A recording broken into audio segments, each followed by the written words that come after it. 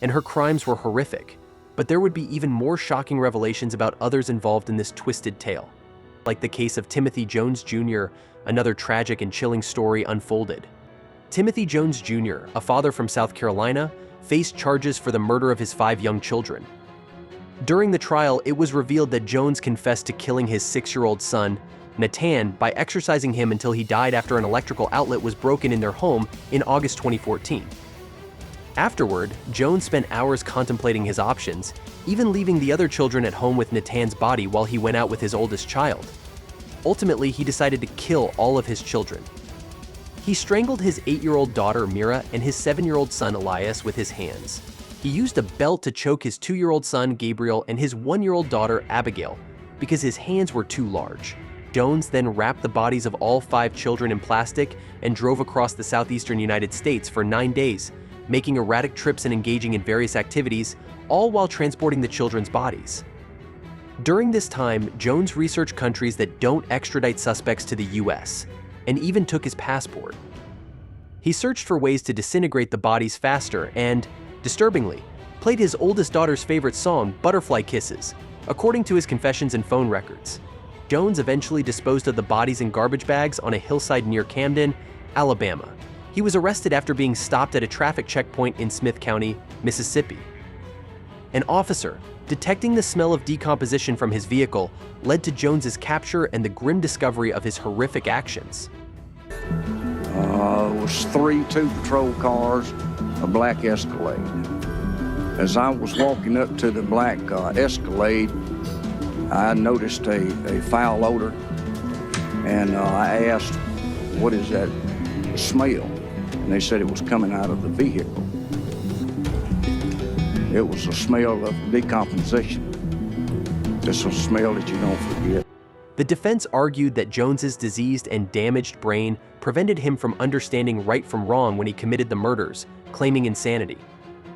They pointed out that the children were not malnourished and did not show signs of regular abuse, suggesting that Jones's mental state and difficult life circumstances may have contributed to his actions. However, this defense did not hold up in court, and the jury ultimately found Jones guilty of the horrific murders of his children. As to indictment 189, Elias, guilty. 190, Abigail, guilty. 191, Gabriel, guilty. 195, Nathan, guilty. And it is so signed by the foreperson this 4th day of June. And handed down the death penalty. However bad you think Timothy Jones's case was, it can't compare to the notorious case of Michelle Blair. This is Michelle Blair, who is facing charges for multiple murders. Her case is one of the most horrifying and tragic stories of parental violence. Struggle with them all the time. They were never there. In a shocking and horrifying case that gripped the nation, Michelle Blair, a mother of 4 from Detroit, Michigan, murdered 2 of her own children and kept their bodies in a freezer for nearly 3 years. The gruesome discovery was made on March 24, 2015, when Blair was evicted from her apartment due to unpaid rent. During the eviction process, court officials stumbled upon a deep freezer in Blair's living room, containing the remains of her 2 children, Stephen Barry and Stoney Blair. The police were immediately notified, and it was determined that the children had been dead for at least 3 years. The medical examiner ruled their deaths as homicides. Michelle Blair was arrested and brought to trial, where she confessed to the murders of Stephen and Stoney. To my understanding, to get a trial is to get to the truth, right? I'm already saying that I did it. I'm freely giving myself and accepting life in prison. My son is worth that to me. So what I don't understand is, from what I heard today, why the prosecutors are dragging their feet. If I'm already giving myself to you, like, hey, I did this, what's the problem? You get what I'm saying? I'm not gonna come back like, oh, I didn't understand my rights. I'm not a coward. Michelle Blair's confession revealed a disturbing and tragic sequence of events. She claimed that she killed her 2 children, Stephen and Stoney, because they allegedly abused her youngest son, Matthew. However, these claims were never substantiated. Blair's confession stated that in August 2012, she discovered that Matthew was simulating inappropriate behavior with dolls and later learned that he had been abused by his older brother, Stephen. In a fit of rage, Blair physically assaulted Stephen, pouring scalding hot water on his private parts, making him drink Windex and choking him. Ultimately, Stephen died from the abuse. Instead of turning herself into the police, Michelle Blair decided to conceal her daughter Stoney's body by placing it in a plastic bag and storing it alongside her son Stephen's body in the freezer. This gruesome discovery remained hidden for nearly 3 years. During the trial, Blair showed no remorse for her actions, insisting that she did what she believed was right. In June 2015, she pleaded guilty to 2 counts of first-degree premeditated murder and was sentenced to life in prison. She is currently serving her sentence at the Huron Valley Correctional Facility in Ionia, Michigan. The case remains one of the most disturbing examples of parental abuse and murder. You take responsibility of it. You're therefore sentenced to the Michigan Department of Corrections for the rest of your life without the possibility of parole, meaning, of course, that you will never get out. Justin Ross Harris is a man who faced charges for the murder of his 22-month-old son, Cooper Harris, in Georgia. In June 2014, Harris left his son in a hot car for several hours while he went about his day. The tragic event occurred when Harris forgot to drop his son off at daycare and instead left him in the car while he went to work. The temperatures inside the vehicle reached over 90-32 DC, and Cooper died from heat stroke. That's my patrol car. That's the vehicle I was driving that day. The blue lights, in fact, are the blue lights that I turned on when I first began driving up Cobb Parkway. The father was supposed to drop the child off at daycare, but forgot and went to work instead. Finished the work day, and then as I was driving down Acres Mill, I caught a glimpse of him when I looked to my right to change lanes. I caught a glimpse of him in the back, and I thought I saw it. I thought I was seeing things. Harris initially claimed that it was an accident and that he forgot his son was in the car, but investigators later uncovered evidence that led to suspicions of foul play. It was revealed that Harris had been engaging in an affair and had searched online about how hot a car gets for a child. Additionally, he was seen making phone calls and texting about personal matters while his son was trapped in the vehicle. Evidence to show that he was in a vehicle that was maybe 90 degrees or 95 degrees, but less than 100. Could a person survive in that temperature in a vehicle? Yes. Looking at the totality of these circumstances, if Cooper Harris hypothetically was left in his vehicle at 9 o'clock in the morning and law enforcement were called sometime after 4 o'clock, is it possible he was alive around lunchtime? If the temperature at lunch was only in the 90s, low 90s, yes. Harris was arrested and charged with malice murder, felony murder, and second-degree cruelty to children. Monica, show the emergency. There's a baby on the ground. June 18th, 2014, Vinings, Georgia. People at a shopping center watch in horror as a man pulls out a toddler's body from an SUV. We don't know if the baby's breathing. It doesn't look like it. Do you see anybody around them? Yeah, his dad, and it was like somebody trying to give him CPR. During his trial, the prosecution argued that Harris intentionally left his son in the car as part of a plan to escape his responsibilities as a father, while the defense contended that it was a tragic mistake. In November 2016, Justin Ross Harris was convicted of all charges related to his son's death. He was sentenced to life in prison without the possibility of parole, which many considered a fitting sentence for the heart-wrenching tragedy. The case sparked widespread debate about parental responsibility, negligence, and the consequences of such horrific actions. The father was supposed to drop the child off at daycare but forgot and went to work instead. When the father left work and began driving home, he discovered the child unresponsive in the back seat. Despite attempts by witnesses to resuscitate the child, it was too late.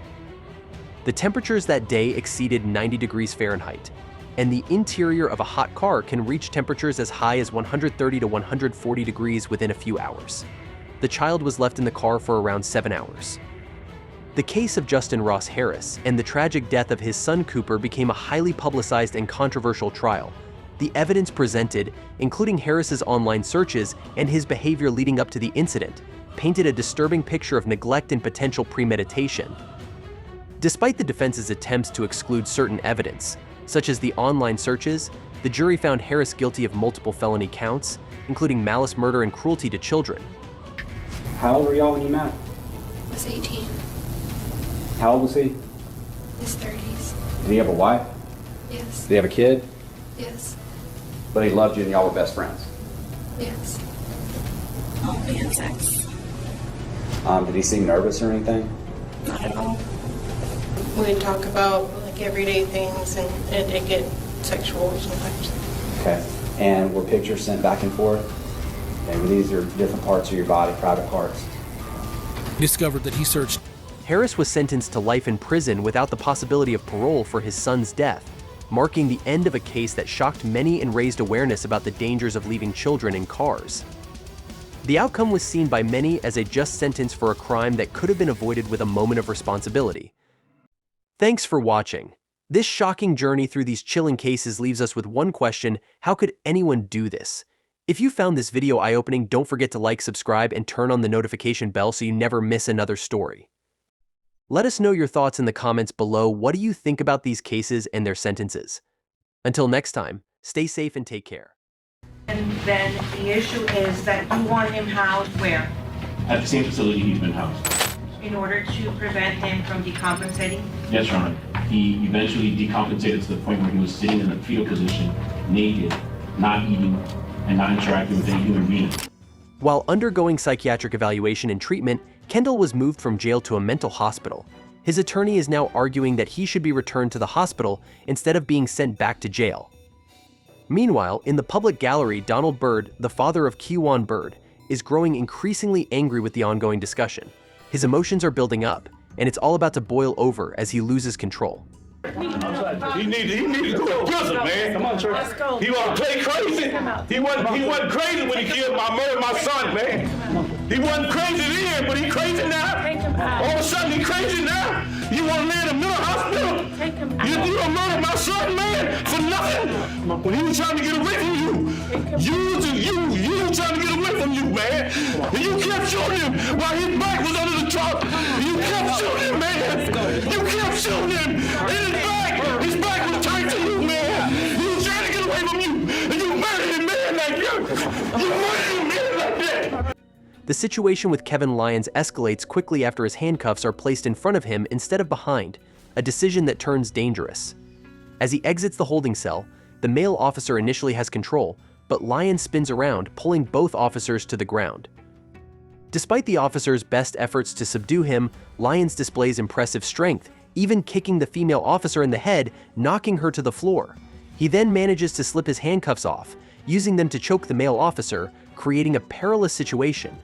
The female officer, using a baton to try to stop him, is unsuccessful at first. After a tense struggle, the officers finally manage to subdue Lyons and pin him to the ground with the arrival of a third officer for backup. The officers, ensuring that they take no chances after the intense struggle, work together to securely restrain Lyons. Despite the chaotic situation, Lyons remains calm and even engages in casual conversation with them, discussing his history of violence as they continue to secure his hands. His demeanor suggests that he is accustomed to such interactions, showing little concern for the severity of the situation. After the officers are sure that Lyons is no longer a threat, they manage to bring him to his feet. However, Lyons refuses to back down and continues to resist. He starts making unsubstantiated claims, alleging that the officer started it by jumping on him. Despite his attempts to shift the blame, the officers remain calm and continue to control the situation, ensuring his compliance as they move forward. You see my record? No, I haven't. Well, I hope you don't see it. After being returned to his cell, Lyons continues to complain, insisting that he is the victim of the situation. However, thanks to the surveillance camera that recorded the entire incident, his claims hold no weight. Okay, you know me. Yeah. He's crooked as That's what it is. Okay. That's messed up. So, I didn't do to him. He wants to grab me on wrist and start kneeing me, recording. Yeah, the camera thing on cash in. The male officer involved in the altercation sustains lacerations to his face and ear due to Lyons' violent actions. As a result, Lyons' simple DUI charge is escalated to 2 counts of aggravated assault against a corrections officer, leading to an 18-month sentence at Douglas State Prison. In some cases, however, the frustration and anger extend beyond the convict and toward the victims' families. One example of this is David Chavez, where his loved one's anger at his incarceration leads to outbursts directed at the victim's family.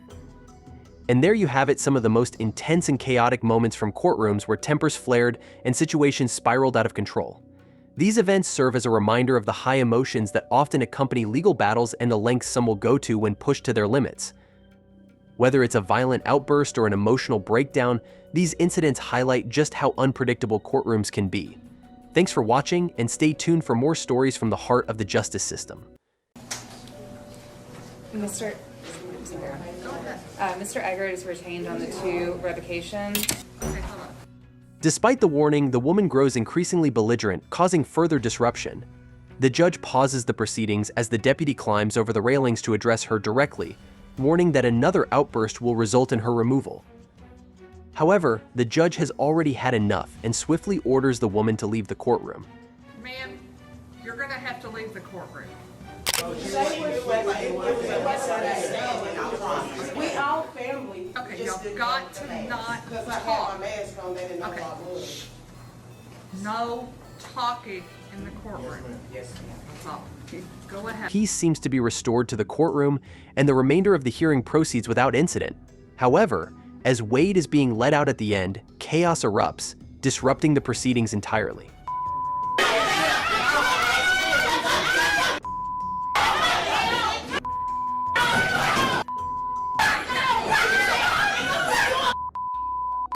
The defendant strides toward the door, flanked by a deputy, but as he passes the gallery, the victim's family members erupt in anger, rising from their seats in a storm of profanity.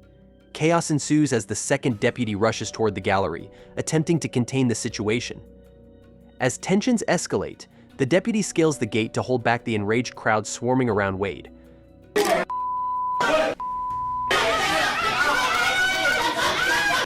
The camera view shifts to Judge Haney, and while the chaos in the courtroom is no longer visible, her expression speaks volumes. Off camera, Wade is seen running toward the judge's bench, pursued by an enraged gallery member. As Wade escapes through a door to the side of the bench, his pursuer leaps onto the bench and jumps past Judge Haney. Remarkably, despite the pandemonium, Judge Haney remains composed, keeping her seat throughout the ordeal.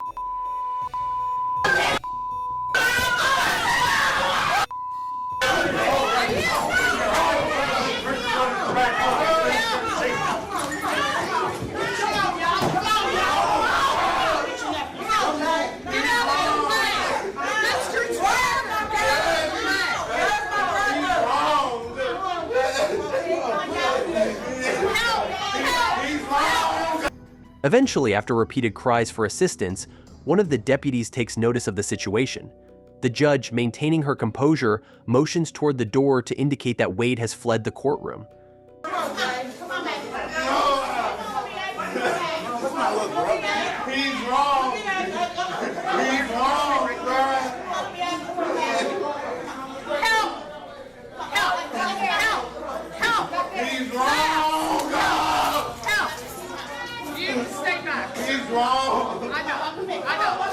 The chaos continues to echo from the hallway, where the commotion reaches its peak. Amid the uproar, Wade is once again apprehended by law enforcement. As a result of the incident, 4 men were arrested and charged with disorderly conduct and obstructing governmental operations. In highly emotional cases like this, herd mentality often takes over, fueling chaotic outbursts. However, more often than not, courtroom disruptions are instigated by a single lone wolf, such as Jason Wilson. Jason Wilson is in court to deliver a victim impact statement following the murder of his sister, Misty, after her husband, Tristan Laro, pleaded guilty to the crime. Misty's body was discovered on the bathroom floor of the couple's apartment, having been shot 5 times in the head with a handgun. As Wilson walks through the gate toward the podium, he fixes Lara with a long, hard stare. Wilson begins his statement before Judge G. Michael Westfall, describing the profound impact his sister's death has had on his life. Overcome with emotion, his voice falters as he speaks. Meanwhile, Laro remains unfazed, rocking nonchalantly in his chair. Unable to contain his grief and frustration, Wilson turns directly to Laro, demanding to know why he committed the heinous act, and what happens next is truly unbelievable.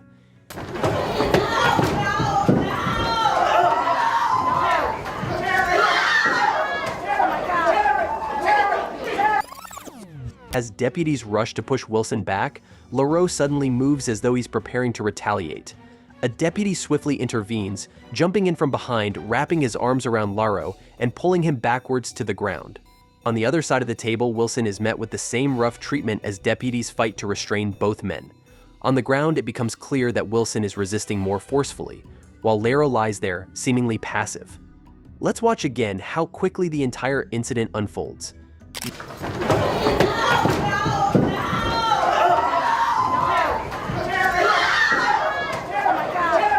Wilson is eventually subdued and handcuffed.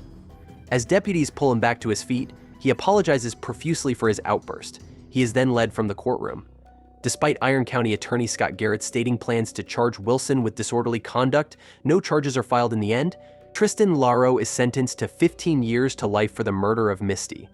Lashing out at the defendant in retaliation for the murder of a loved one is one of the most common causes of physical altercations in the courtroom.